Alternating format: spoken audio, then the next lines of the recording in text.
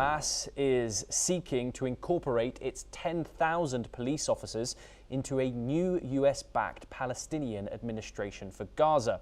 According to experts, the demand is likely to be opposed by Israel as the militant group debates whether to surrender its arms. In a letter to staff, Gaza's Hamas-run government urged its more than 40,000 civil servants and security personnel to cooperate with the NCAG, but assured them it was working to incorporate them into the new government. Islamist group Hamas retains control of just under half of Gaza following an October ceasefire deal brokered by the United States, and the agreement ties further Israeli troop withdrawals to Hamas giving up its weapons.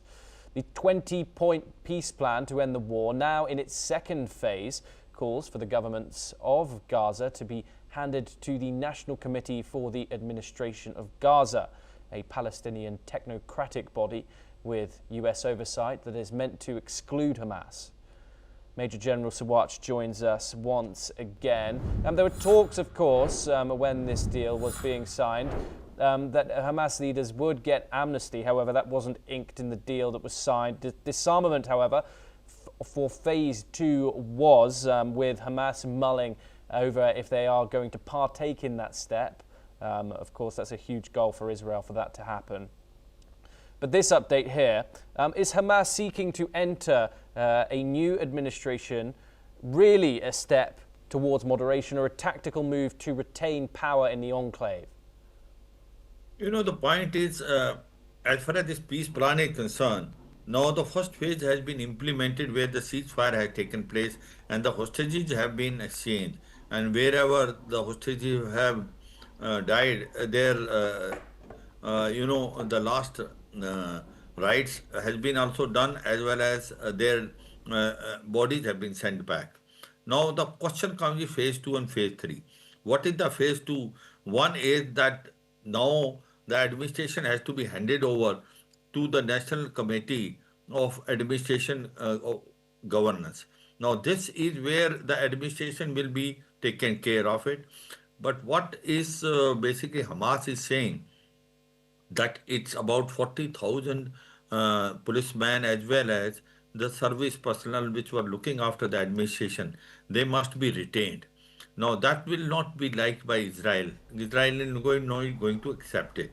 So therefore the point which is come is that the administration which will be done by the Palestinian Technocratic Committee, and which will be starting from de novo. It will not have any resemblance of anyone from Hamas, whether these are the police personnel or from the administration side, because Israel is not going to agree on that. The second very important sticking point is disarmament of Hamas. You know, when we are talking about it now as to how disarming of Hamas will be done, that is a very, very important question.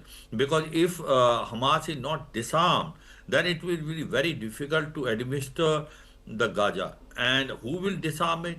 You know, there was a talk that international force will be there, stabilizing force, and they will be utilized for disarming.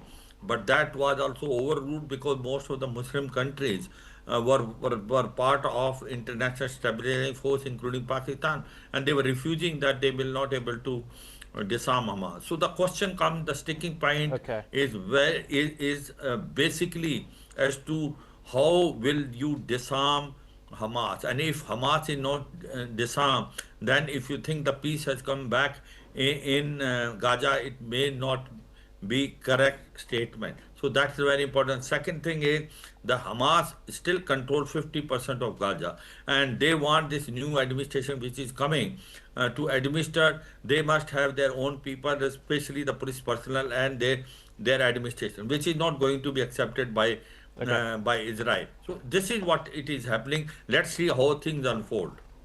Major General Sawatch, thank you very much for taking the time and joining us. It's always a pleasure to talk to you here on